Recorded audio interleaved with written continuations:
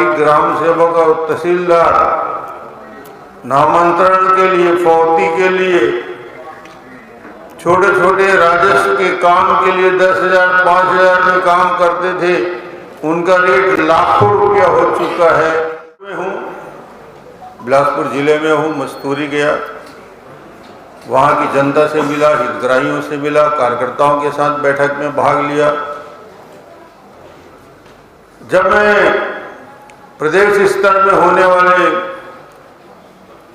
करोड़ों करोड़ रुपया के कोयला घोटाले की बात करता हूँ कि 25 रुपया प्रति टन पूरे प्रदेश में अवैध वसूली हो रही है, सीमेंट के ऊपर 20 रुपया प्रति बोरा अवैध वसूली हो रही है, 30% शराब अवैध रूप से बिक रहा है, रेत mafia, coal mafia, liquor mafia, land mafia का राज पूरा प्रदेश में छाया हुआ है।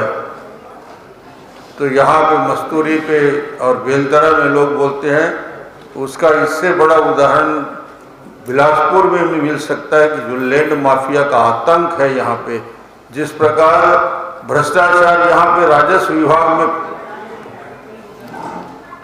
आप राष्ट्रीय प्रदेश स्तर के भ्रष्टाचार की बात बोल रहे हैं, जो पटवारी, ग्राम सेवक और तहसीलदार नामांतरण के लिए, फौती के लिए, छोटे छोटे राजस्व के काम के लिए 10,000 5,000 में काम करते थे, उनका रेट लाखों रुपया हो चुका है।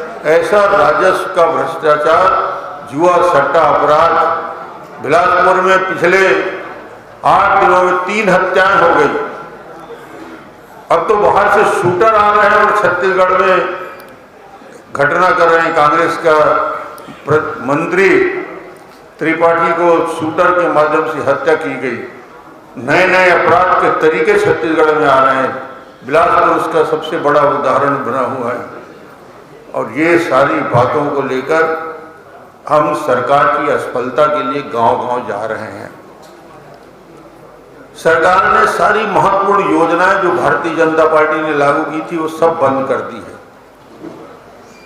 इससे बड़ा अन्याय और क्या हो सकता है? गरीब परिवारों के लिए 18 लाख गरीब परिवार जिनको आवास मिला होता, वो 18 लाख आवास को भूपेश सरकार ने वापस इसलिए कर दिया कि गरीबों के लिए मकान नहीं बनाए हैं। 12,000 करोड़ जो इनका हिस्सा था 40%, उसको देने में असफल हुए।